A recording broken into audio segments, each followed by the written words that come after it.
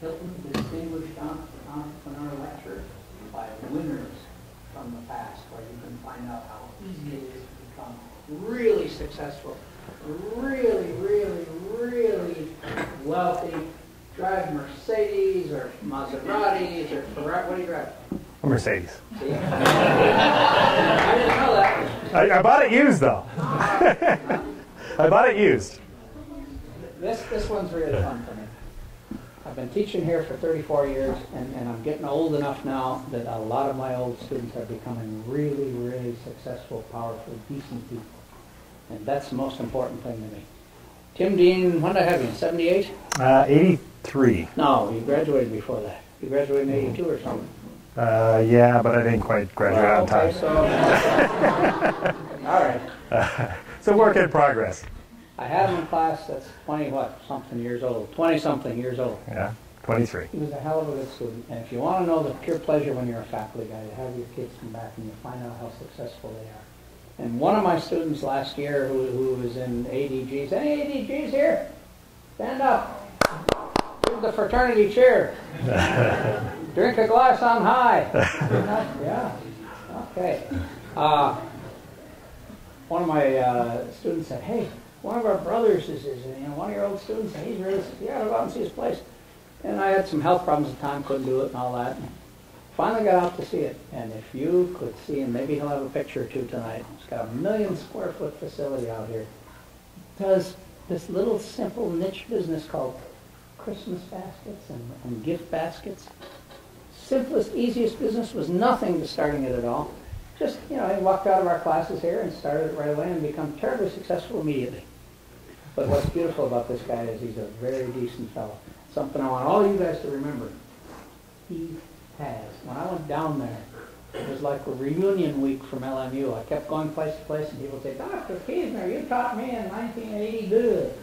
I kept meeting, and we were talking today, I think he's got 9 LMU people that are on his management team working with him. You remember that when you get older.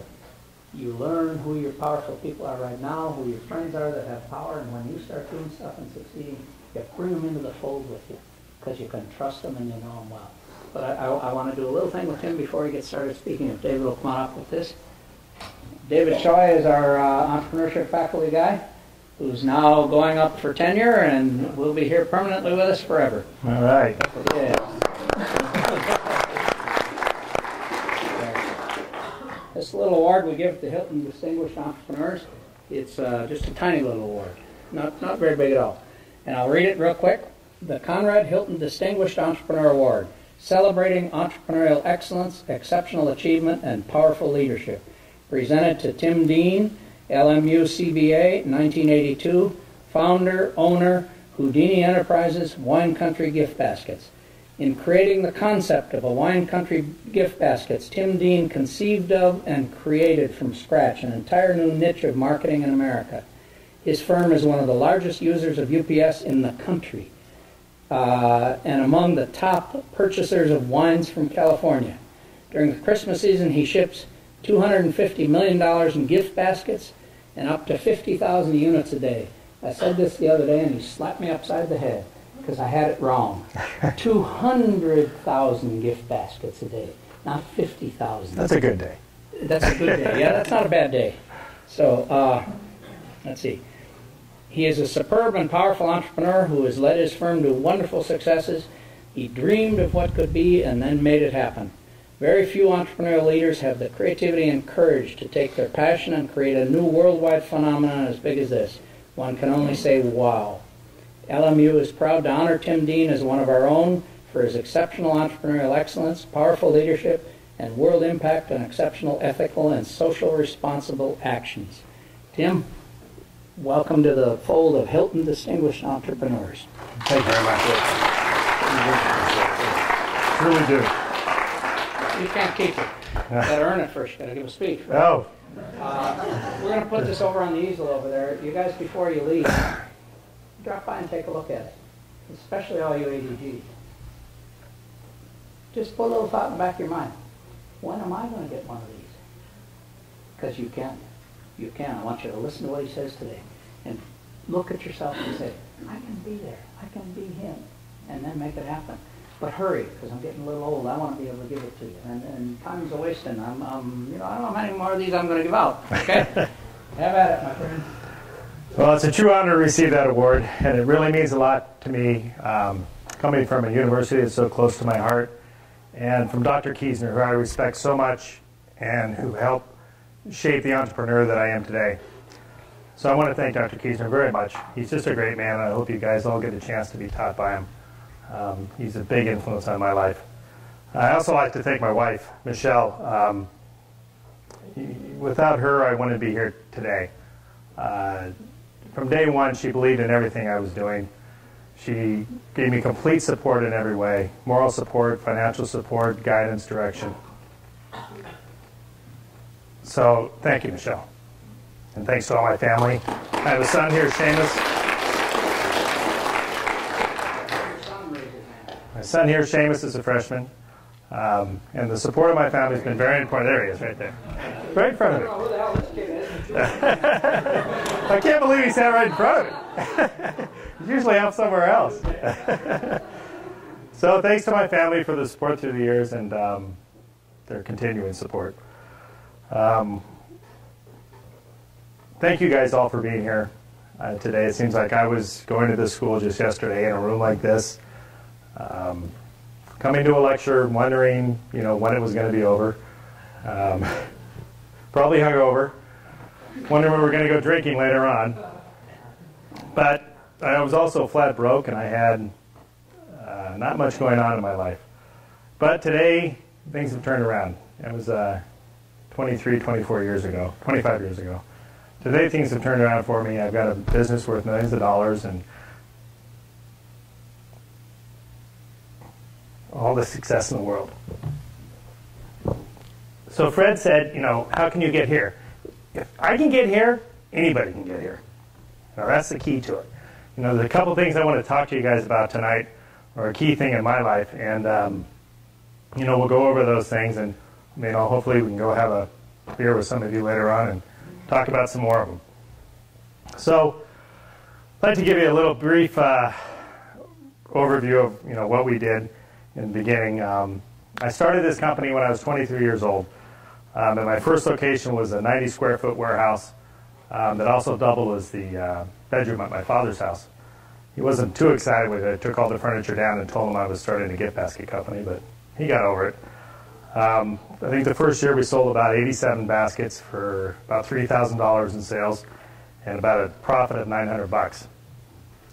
A lot of my friends were off, working for big 8 accounting firms and top law firms and investment houses, and I was sitting at home making gift baskets with crappy boxes of crackers and cheese and wondering, really what I was doing.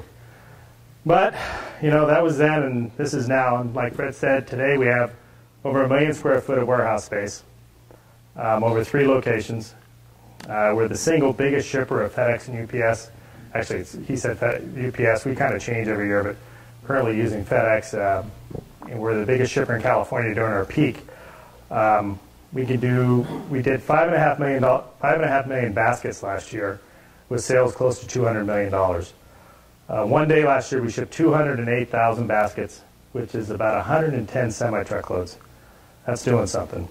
We have 4,000 part-time employees and about 350 full-time employees. We've been in the top 5% of the fastest-growing direct marketing companies every year since 2000. We were the first to really establish ourselves as a national presence in our industry, and we're still the industry standard today. Those are the things we're all pretty proud of.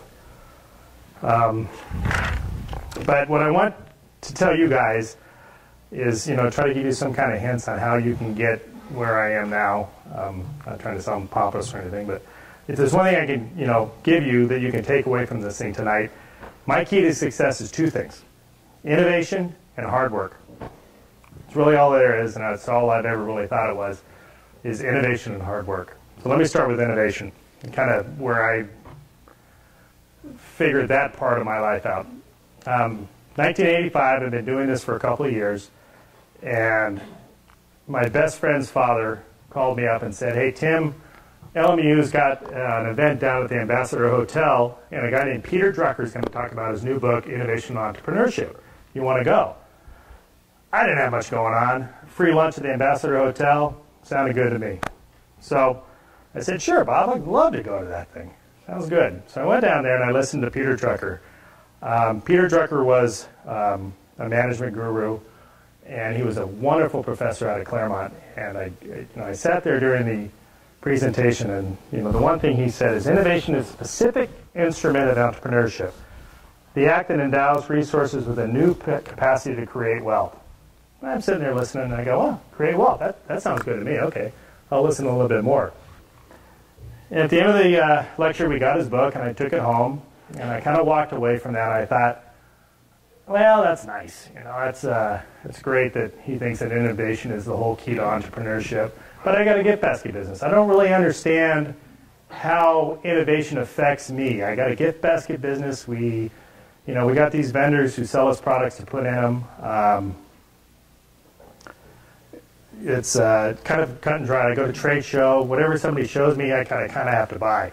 So I left that thing going, okay, doesn't really apply to me. That's great. I got a free lunch out of it. But I took the book home, and something was always eating at me. For about 6 months, I thought about it, and a lot of introspection. Business wasn't doing great. I mean, I was selling a few things, but I was working a couple jobs at the time to make the ends meet, kind of hoping this thing would work out. After a good night of drinking with my best friend who was also at the presentation, I kind of figured out, I go, maybe that does apply to me. Maybe I can be innovative. And I really came up with my first innovation from that thing. We sat around making these gift baskets, and like I said, we accepted what anybody would give us. But what we really needed were gift basket size items. I didn't need big tins of chocolate for $8. I couldn't afford them. I didn't need things that were all brown and black and white, things that didn't really match in the basket. I needed to create my own items. I needed to get stuff at the right price, in the right colors, and the right sizes. I needed to get things that were perfect for me to get put in these gift packs so that I could sell them. At that time, we were pretty much just a wholesale company. So I could sell them to places like Costco and Sam's Club. That's the customers I was going after. And when I walked in with just a basket full of things that anybody could buy, I gave them no real reason to buy from me. So my first innovation was saying, okay, after that thing, it took me about 6 months, and I finally came up with it, and I go, okay, if I can take just pieces of my industry and create my own product around it, then I think I got something. So that's what we did. We went and we got things like Starbucks. Well, Starbucks is kind of recent, but things like Starbucks and Ghirardelli. And we went up to Starbucks and Ghirardelli, and we said, hey, guys, you have nice tins. We can't afford them. What I want to do is I want to buy just a chocolate. I'll send it to somebody. I'll have them put a bag around it. Just charge me your wholesale chocolate price. And for some reason they said, yeah, okay, we'll do that. Then I went to China or whoever, and had this tin printed, and it saved me probably 90% of the cost. And it really made us competitive. So that was the real first innovation that we ever came up with. And we've been rolling with that thing ever since. All we do is every year I budget $600,000 a year. Last year I did, I went and looked it up, just for new product development. Just so we can figure out how to take things like Starbucks says, okay, we'll sell to you guys, but we'll say this. Yeah, you know what, that looks a little crappy. We need to put it into a box so that I can put it into a basket so I can give it some substance, and so when it gets shrunk wrapped, it looks nice. We said, okay, you can do that. Just make sure you follow our parameters and work with our design department and everything. And that's been a real key to our success. From the day that we did that, our business really took off. I always say, innovate or die. When I go into work every day, I go in there trying to change what we do, make it better. And I really try to instill in the people that work for me the fact that when they come in, just don't accept everything as the status quo. I drive them crazy. Everybody that works for me, I drive crazy because I'm constantly not satisfied with what we did the day before. I want to change it every day that we go forward until it's just perfected. And there's a lot of things we have perfected, so it's not like it's never ending, but a lot of people think it is in my work. Another thing that we've done, another innovation, is we were buying a lot of our containers that we put all the product into. I'd go down to downtown LA, and there's a couple of importers down there, and they would, have all their big warehouse set up, and they were importing their baskets from Indonesia and the Philippines. We'd walk in there and say, okay, that's great, we'll take 2,000 of those, we'll take 3,000 of those, and it would never work out right. It was just always problems with the size and the quality, and the whole layout of the thing. It just was never a perfect issue for us. So we said, you know what, if we're going to go through these things, let's go to China and just start buying these things directly from the factories ourselves. Now, this was a long time ago. This was only a few years after Mao died, and it wasn't a very comfortable place to go to at all. I remember the first trip I made to China, I had no real business being there. I didn't have enough money to go there and figure the whole thing out. But it's one of those things you got to do. You got to figure out where the good deal is. Sorry. That means the... who left their cell phone on? Yeah, hold up. It's on silent. That tells me that the NBC Nightly News is starting right now. Which I love. Very good. Sorry about that. I have it on silent. My students do that. I charge them $10 to get their phone back. I didn't know that was a profit center for you. Faculty eat. Yeah, thank you. So I decided I had to go to China, and this was a long time. It was probably 18 years ago, and it was a arduous trip to get into China. They had this one big trade fair there a couple times a year, and they had just started it. It was called the Canton Fair. We get off the train. We fly into Hong Kong, take trains up into Guangzhou. Get off the train, and in those days, you get off the train, and there was like a tunnel for you, right to immigration, right to the hotel, and it was lined with 14-year-old kids in Mao uniforms, now, with AK-47s in their hand. It was like, whoa, where am I? What am I doing here? Get to the hotel, check in, and charges $500 a night to stay in this crappy hotel. It was like, boy, these guys, they got this communism thing down pat, $500 a night. And then you walk straight to, they said, when you check in, don't go anywhere else. You got to go right from here to the trade fair and right back. And all the way to the trade fair was these same kids, 14-year-old, ill-fitting uniforms, AK-47s. It's like kind of a strange thing to do. But we did it, and we did it for a lot of years. And I knew I had to do it because I knew if I didn't do it first, my competitors would do it. They'd be over there right behind me, and they were. They came right behind me. We got out there, we kind of figured it out. First year, we bought 1 container of baskets from China. Last year, we bought 1,100 containers of baskets, ribbons, ceramics, pretty much everything that we use in our gifts except the food and the wine from China. So at the time, it was a really big innovation. Just like creating our packages, figuring out how to put the packages in. They were really big deals for us. Because we were building a business from scratch. No one really knew what they were doing. I mean, I had no idea how to make a gift basket when I started. We just made this stuff up as we went along. So we followed the trail and picked up the phone book a lot and kept working until we found the source. And they, got into all kinds of stuff. Like another big innovation of mine was figuring out how to sell these gift baskets to the club stores. The first time we sold at club stores, they just wanted gift baskets. I walked in and said, hey, we'll sell you some gift baskets. They said, great. This is really neat. We'll have baskets at Christmas time. We sold them. They were very successful. They bought a bunch. I come back in March and said, hey, we want to sell you some more gift baskets.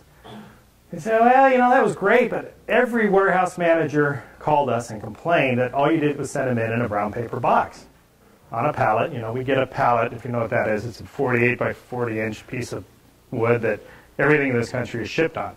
We put them on a pallet, ship them over to the store, and these warehouse guys would have to open them up with a razor blade, figure out how to display them. They didn't like it. They sold, but the warehouse guys didn't like it. And they have a lot of power in those club stores. So they said, we'd like to buy them, but it's just not worth the hassle. It's too much of our labor to go into this. I said, okay, well, give me a month. I'll figure this out. So I went walking around the club store, and I looked over and I saw the guy that was selling the potato chips. It was a pretty good thing. It was a big pallet, and it was a big one box, basically, on this pallet of just potato chips. I go, wonder if that would work for gift baskets. Okay, so I went back to my warehouse, and we kind of tinkered around with it. Guy that sold us cardboard, I brought him in, showed him what I wanted to do, and he goes, oh, yeah, we can do that. So we worked on it for a couple of weeks, got some samples, brought them back to the buyer. That's it, you got the order, no problem. I said, great. So it was a great innovation. But we put all our baskets on it, and baskets are heavier than potato chips. Made all the baskets, big run, got all this whole truckload ready to go. We go to put the first pallet into the truck, never even got to the truck, the whole thing collapsed in front of us. It's like, oh my God, what are we going to do? Well, we were late on the order, the buyer was pissed at us. We had to put some more time and energy into figuring out how to make that great idea work. And eventually we got it to. She wasn't happy that year. We figured it out a couple months later. We were heroes. And that pallet really has become the industry standard. It probably took us 5 years of tinkering with it and going back and forth. But now everybody basically uses the same pallet display that we do in our business. So that was a big deal. And it's all these little things that add up to help make you successful. And the second key to success for me is hard work. You know, the hard work of when that first pallet fell apart, you know, it was a great innovation, but if you're not willing to put the time and effort into making a good idea really work, you're going to be out of luck. You know, you guys are all paying $45,000 plus a year to go to school here, and I know I am for Seamus. And you got some guy up here telling you that the key to success is hard work, and it's like, oh, yeah, really? But it really is. To be truly successful, you have to work hard all the time, for years. There's no get-rich-quick scheme. I don't care what anybody tells you. If you're going to be an entrepreneur, you got to do two things in my book. Be innovative, and then work your butt off all the time for years, because that's what it's going to take. And if you're not willing to do that, you know, you're in the wrong college here. You're in the wrong idea of wanting to be an entrepreneur, because it's just not going to work for you. And the good thing about hard work is it can really help you overcome a lot of your mistakes. You know, I made a lot of mistakes, and you guys will too. I think the real key to making mistakes is, you know, make them once, not twice, and to learn from them. But the key to mistakes is surviving them too. You know, we've had some pretty tremendous mistakes in our lives, in our business life, and I'm sure my wife knows more of them than I can remember. But you got to overcome them. One of the biggest mistakes in my life was these nice little things right here. We got a big order from Sam's Club one year, and they bought 250,000 of those things from us. It was the greatest thing in the world. They're pretty easy to put together. We made a decent amount of money on them. And this is how we sold them the first year. The lady just loved them. Had a little label tag here. Everything was perfect. She came back the next year and she said, you know what? We blew those things out. We want to order 500,000 of those from you next year. Great. A $5 million order for us. It was incredibly huge. Well, the only problem is she said, you know, you got this ribbon and it's kind of here and we had a label in front of it.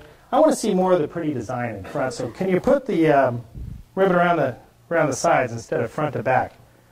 I go, hey, we'll do whatever you want. You want 500,000 of those things? I could care less where we put the ribbon.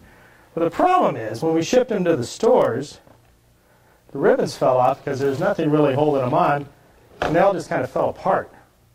So that $5 million order turned into something that could really destroy my company. We just didn't simply have the money to pay her the $5 million. She had a complete disaster on her hands. It was our fault, even though she asked for it, because we allowed it to happen. So through a lot of hard work, we turned that $5 million problem into $1.3 million. That's what it ended up costing us. I had no way of covering $1.3 million. We suffered for a lot of years to get through that issue, but $5 million would have finished us. Obviously, we would have been done. 1.3, we work at the bank, things happen, we worked through it. That was probably 10 years ago. But we kept that customer. You know, she appreciated the fact that we sent guys to basically every store in the United States that Sam's had. Over 400 stores to fix those towers. It took a lot of man hours, took a lot of effort, but we dealt with the problem. A lot of people would have just quit at that point, but we stuck with it. Who's still our biggest customer today. So you got mistakes, you got to work through them.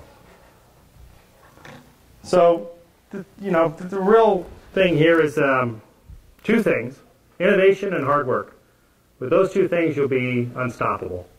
But they really go hand in hand. You need something else, though. You need people.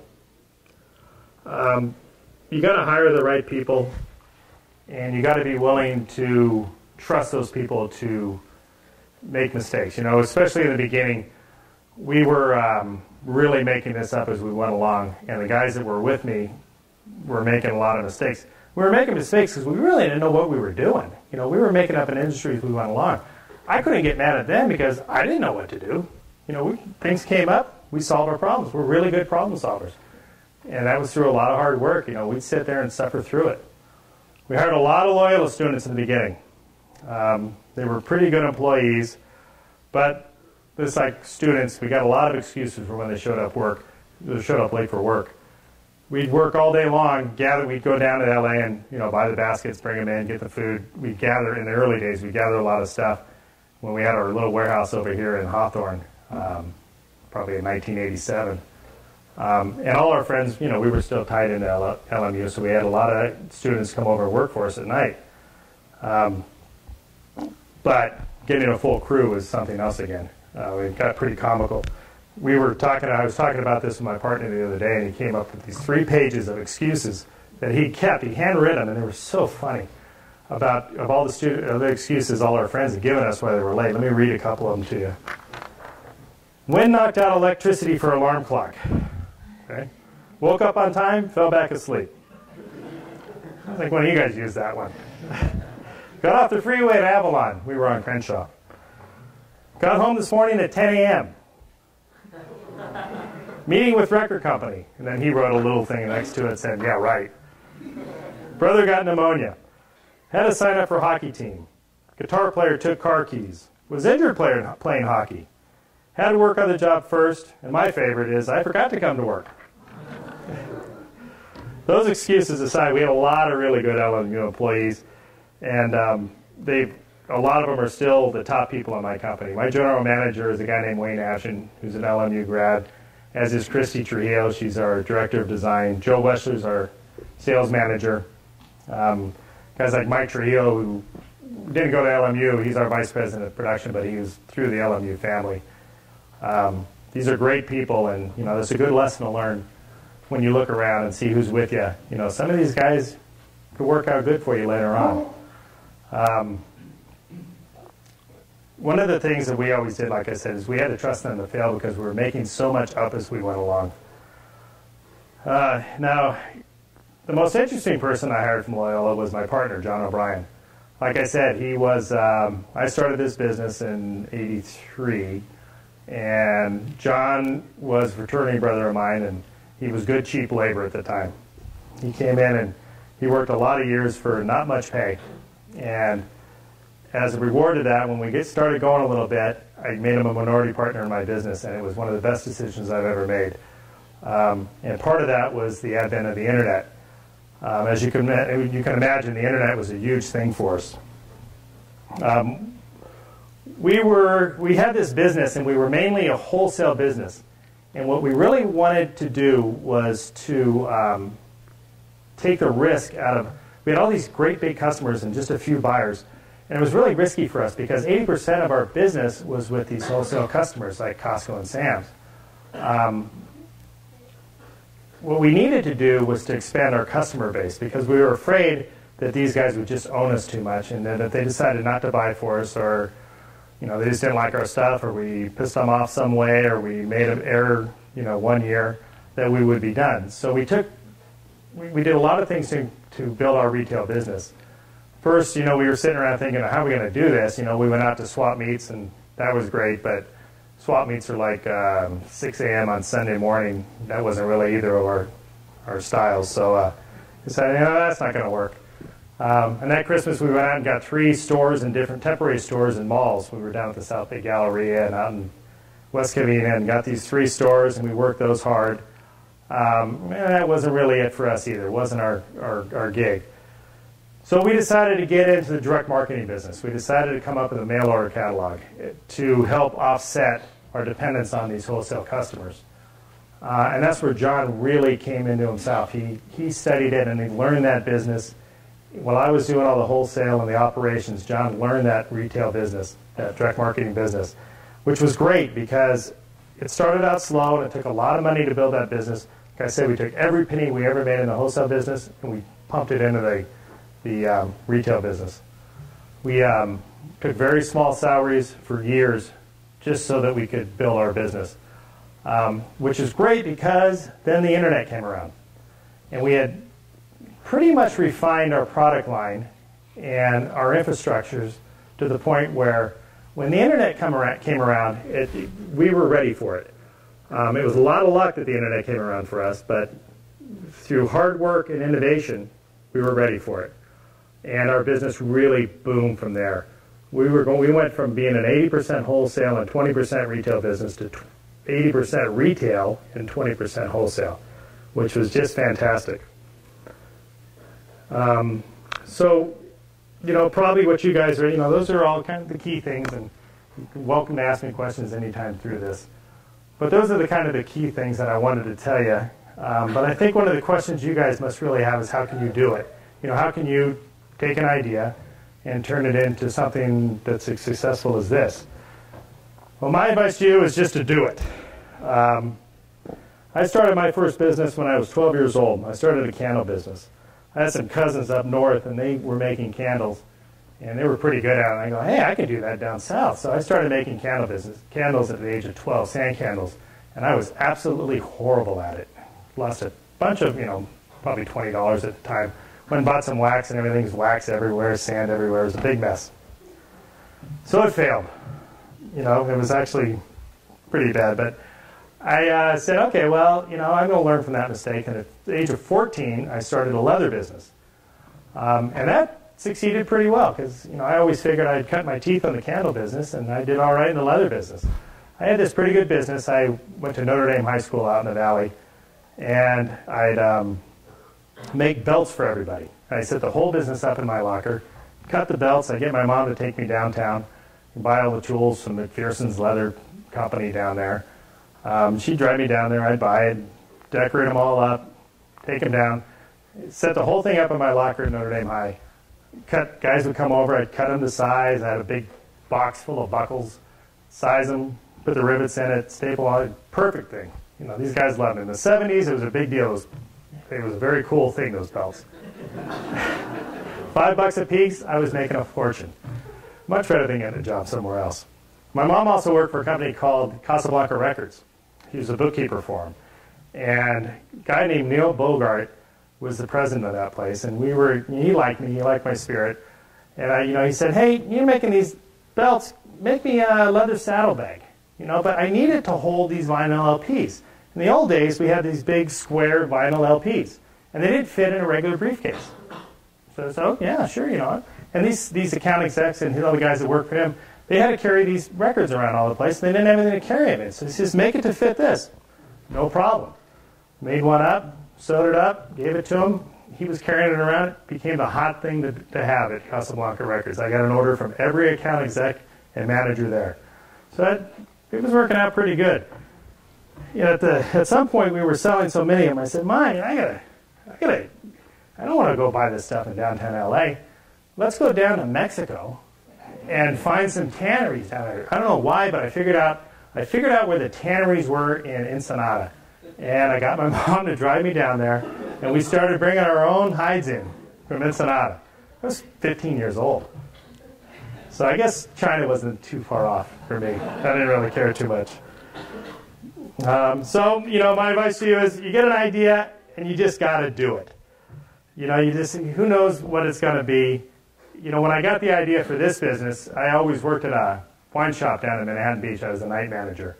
I employed half the population of Loyola down at that wine shop at one point or the other. And every Christmas, people would come in, our good customers, business guys, and say, hey, we need you make me like a gift basket?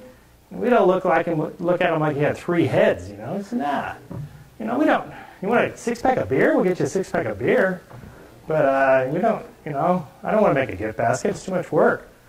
So none of these guys had any idea what to do, and that was fine. I got out of Loyola, went back to hang out with my dad at his house. Not a lot of gainful employment. Got a job in a liquor store there, real bright future. Actually wanted to get my dad to help me buy a liquor store, which is the single absolute greatest thing in the world is that he may never find a place to buy. But I was working there, and the guy had a shrink wrap machine, and he actually made pretty good baskets. And it was like, somebody came in and said, hey, I need a gift basket. He made him one, and he made it good, and he made a lot of money off it. It was a side business for him, but he did a pretty good thing. And I looked at that and go, okay, here's my idea. That's all it was. You could sell those to this guy. I can take that and sell them to the rest of LA and Orange County. So I got some gumption up, and I said, Dad, I'm going to go into business here.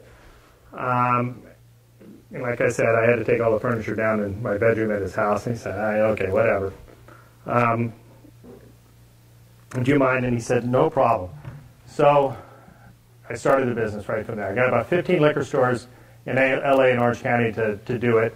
Drove around to each one of them. It was a long couple of weeks trying to talk these guys into letting me make their baskets for them. But a lot of rejection, not a lot of fun, but we did it. But the next thing I needed was a little seed money because I had to buy the shrink wrap machine. I had to buy, I had to have something to deliver him in it. And I had a pretty nice Volkswagen Super Beetle. And this is what we called giving it everything that you had. I had to sell that car to buy the shrink machine and some old beat-up surfer van that I needed to deliver the baskets in. So, it was, that van came in very handy, though, because my partner, John O'Brien, lived in it for a little while. We were really living on the edge. Thank God for my wife. She was a big eight. She was working over Pete Marwick. She was, bringing in a little bit of money. No, we were seriously on the edge. It was a day-to-day thing. But, I didn't have anything to lose. It's a perfect time for you guys. If you're going to go out and start a business, do it right away. Do it before you get married, before you have a bunch of kids, before, you get tied up in buying a house and a mortgage. You got to do it now when you got nothing. At least that's my take on it, because that's what I did. I was very lucky to have a wife that understood and believed in what we were doing. But I did it early enough that I didn't have to worry about anything. That's really important. So get your idea. It doesn't really matter what it is. Jump right in. You got to have a business plan, right, friend? Probably want to get me an MBA. My business plan is that if I could sell 10,000 baskets and make $10 a piece on them, I got to be fine, right? No problem.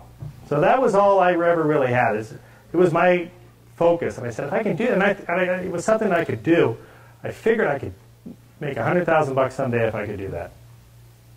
So it worked out. Like I said, not a great business plan, but it did give me focus. Money. Money's a really thing in business, but it can also be a curse.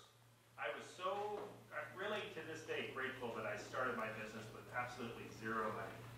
A couple credit cards,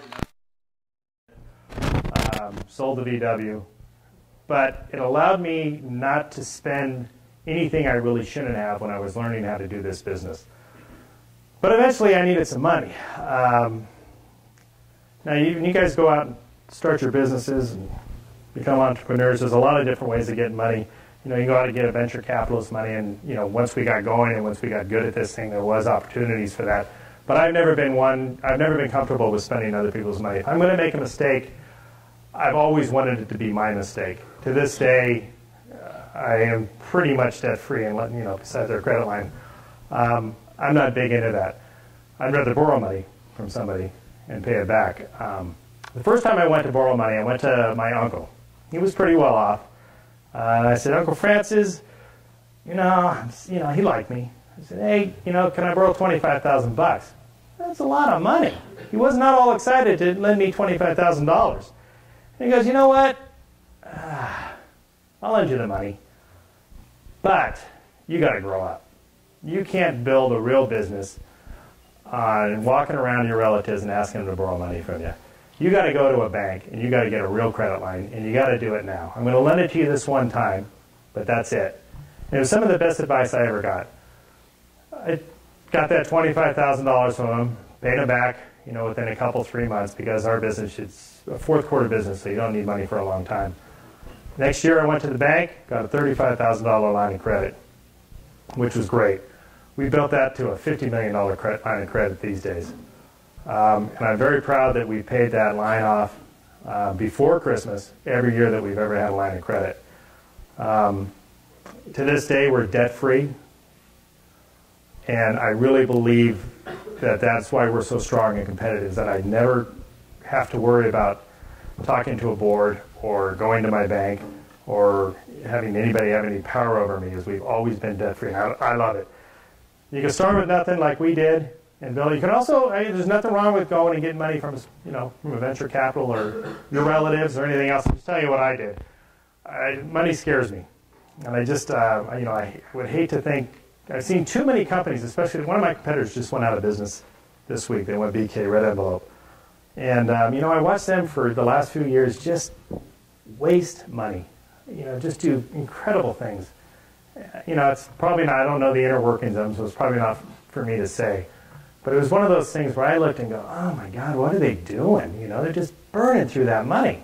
And it's like, it's not their money. What do I know? But I never wanted to grow that way.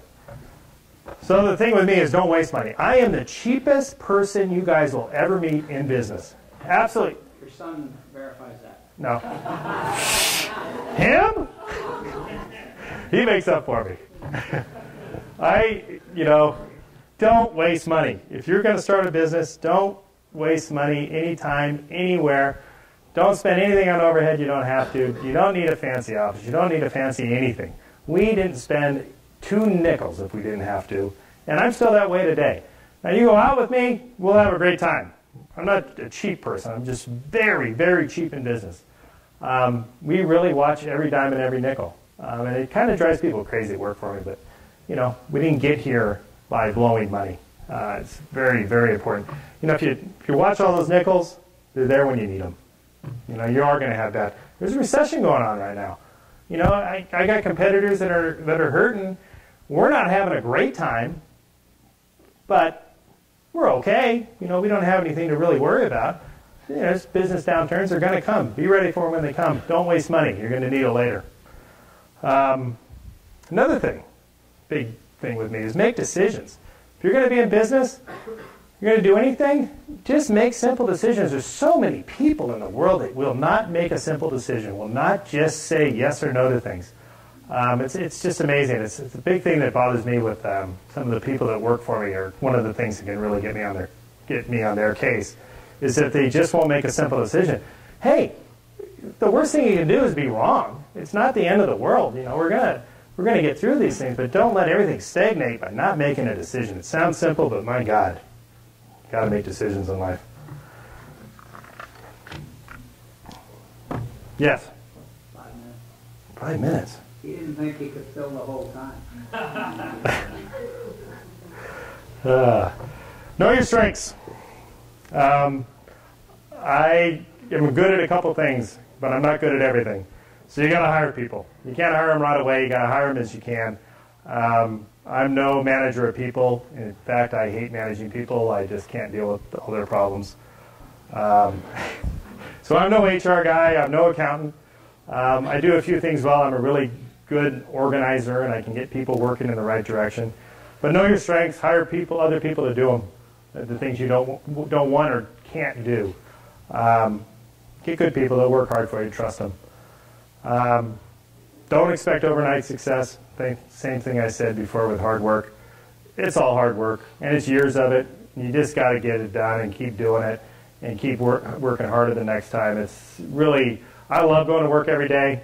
Maybe it's just me, but I honestly love working, and I think it's so much fun to build a business. It's a lot of my competition in life is building my business. It's pretty special, and I hope you guys enjoy the simple fact of working hard. Be ethical. My dad always told me, or he told me a couple of times, he goes, Tim, don't lie. You're not smart enough to remember all the lies you've told. And it was right. So I really try not to tell lies. And I try to get all the people that work for me not to tell lies. Life's too short. We live on our reputation in our business, and that's my advice to you is don't tell lies. They catch up with you. one last thing is the airport ride. And it kind of ties in, the two main things, and I probably didn't emphasize this enough, but the two main things I really wanted to talk about were innovation and hard work. Maybe I did, maybe I browbeat you into it enough. But innovation and hard work are what I'm all about. Every day that you go into work, make it better. I had a customer, Sam's Club, and they bought these towers from me, and we had a hiccup. It's a pretty big hiccup. We worked through it. Relationship soured for a couple of years. It got to the point where they didn't buy anything from me one year. It was like, wow, that's a drag. So finally that buyer left. We got a new buyer in, and she said, hey, I like what you guys are doing. We were being innovative. We showed them some great things.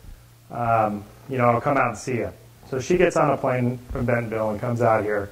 And my salesman, my VP of sales, picked her up at the airport. And he starts working her pretty hard, right away in the car. We're going to show you this, we're going to show you that. And she said, you know what, that's great, but if you guys can show me something like what these guys do, this Wine Country gift baskets, because our corporate name is Houdini Inc. If you could show me what these guys do, then you guys are going to be all set. He got a big smile on his face and said, you know what, I think I can do that.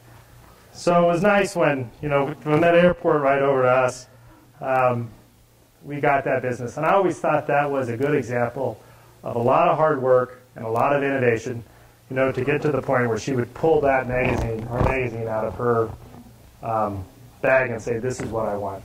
We knew we were pretty golden right then. So, anybody got any questions? Let me interrupt. We'll take, I'll tell you what's better yet. If you'll stay up here, anybody wants to come up and ask you a question, we'll have you do that. How's that? Good. One thing I want to say, he brought some catalogs. They're up here. Want to grab one? And do order, and he will ship to your dorm room. Wait, won't you? They got an ID. Okay, yeah. Give Tim a hand. It's a wonderful job. Thank you. I have to tell you something, and I'm not going to identify who it is, but there's somebody in this room that will know what I'm talking about. I had him 25, 30 years ago. And he did a paper for me back then, and I wrote on his paper, this is the first perfect paper I've ever done. And I also wrote on his paper, you make me say, wow, you do.